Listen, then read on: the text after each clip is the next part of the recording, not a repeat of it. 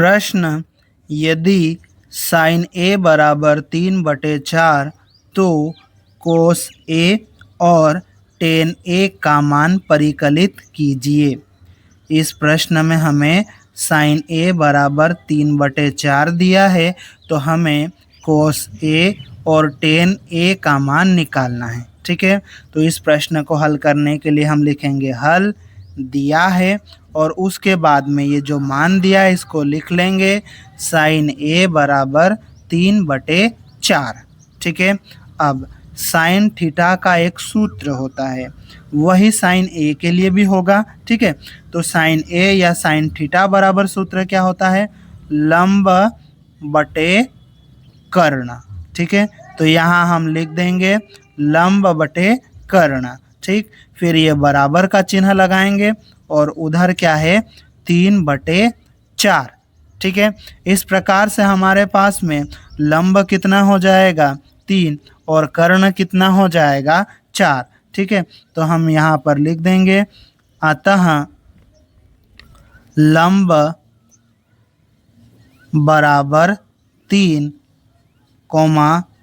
कर्ण बराबर 4। ठीक है, इस प्रकार से हमने लंब 3 और कर्ण 4 निकाल लिया है। अब एक चीज बची है, क्या बचा है, आधार बचा है ना। समकोण त्रिभुज की दो भुजाएं लंब और कर्ण हमने निकाल लिया यहाँ से, अब हमें आधार निकालना है। ठीक है, अब हम यहाँ पर पाइथागोरस प्रमेय लगाएंगे। ठीक है, तो हम लिखेंगे अब पाइथागोरस प्रमेय से, और उसके बाद में यहाँ पर हम पाइथागोरस प्रमेय लिख लेंगे कर्ण का वर्ग बराबर लंब का वर्ग प्लस आधार का वर्ग। ठीक है, अब हम इसमें मान रखेंगे और इसको हल करेंगे। ठीक है, तो देखो यहाँ पर हमारे पास में कर्ण का मान है कितना है 4, तो कर्ण की जगह आ जाएगा 4 उसका वर्ग, फिर ये बराबर का चिन्ह, लंब का मान भी है कितना है 3 और इसका वर्ग प्लस आधार का मान नहीं है तो यहाँ पर आधार आ जाएगा और उसका वर्ग। ठीक है, 4 का वर्ग कितना होता है 16। ठीक, फिर ये बराबर का चिन्ह, यहाँ पर 3 का वर्ग कितना होता है 9। ठीक है, प्लस ये आधार का वर्ग।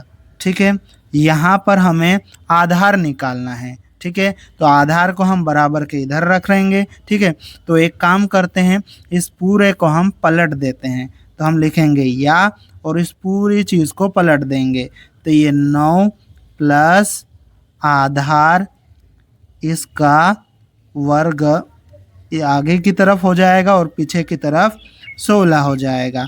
ठीक है, यहाँ पर हमने पूरी इक्वेशन को पलटा है। ठीक है, तो यहाँ पर चिन्ह नहीं बदलेगा। ठीक है, अब हम इसको आगे हल करेंगे, तो देखो यहाँ से हमें आधार का मान निकालना है, तो ये आधार के पास वाले 9 को हमें हटाना होगा, यहाँ से हटा के हम बराबर के चिन्ह के उधर भेजेंगे, इधर ये प्लस का है उधर जाएगा तो माइनस का हो जाएगा। ठीक है, तो यहाँ पर ये आधार और इसका वर्ग ऐसा ही रहेगा, ये बराबर का चिन्ह और 16 पहले से ऐसे ही है, इस 9 को हम उधर भेज रहे, इधर प्लस का उधर जाएगा तो माइनस का हो जाएगा। ठीक है, अब देखो यहाँ पर आ जाएगा ये आधार और इसका वर्ग। ठीक है, फिर ये बराबर का चिन्ह और 16 में से हमें 9 घटाना है। ठीक है, 16 में से हम 9 घटाएंगे तो कितना आ जाएगा 7 आ जाएगा। ठीक है, हमें आधार का मान निकालना है, यहाँ पर आधार का वर्ग है तो हम वर्ग हटाएंगे तो सामने वाला वर्गमूल में चले जाएगा, यहाँ से वर्ग हटाएंगे तो ये सामने वाला 7 कहाँ चले जाएगा वर्गमूल में, मतलब करनी में चले जाएगा। ठीक है, इस प्रकार से आधार का मान कितना हो जाएगा करनी 7। अब हमें कोस ए का मान निकालना है, तो इसके लिए हमें कोस थीटा का सूत्र लगाना होगा, तो कोस थीटा बराबर आधार बटे कर्ण होता है, उसको हमने यहाँ लिख लिया। थीटा की जगह हमारे लिए कोण ए है तो हम यहाँ कोस ए लिख लेंगे, फिर बराबर का चिन्ह और ये सूत्र आधार बटे कर्ण सेम रहेगा। अब हम क्या करेंगे, इसका मान रख लेंगे, आधार का मान कितना है करणी 7। ठीक है, तो आधार का मान करणी 7 लिख देंगे और बटे में कर्ण का मान कितना था, कर्ण का मान 4। ठीक है, तो ये कोस ए बराबर करणी 7/4 हो जाएगा। ठीक है, और अब हमें टेन ए का मान निकालना है, तो उसको हम साइड में निकाल लेते हैं। ठीक है, तो टेन ए का मान निकालने के लिए हमें टेन थीटा का सूत्र लगाना होगा। टेन थीटा बराबर लंब बटे आधार होता है और टेन ए के लिए भी सेम ही सूत्र रहेगा। ठीक है, तो यहाँ पर कोण थीटा है, हमारे लिए कोण ए है, तो हम यहाँ पर कोण ए लगा लेंगे। ठीक है, लंब क्या था, यहाँ पर लंब 3 था, तो लंब की जगह 3 रख देंगे, बटे आधार क्या है, करणी 7। ठीक है, तो ये 3/करणी 7 आ जाएगा टेन ए का मान। ठीक है, इस प्रकार हमने कोस ए और टेन ए दोनों का मान निकाल लिया। इसको हम आखिरी लाइन में लिख देंगे।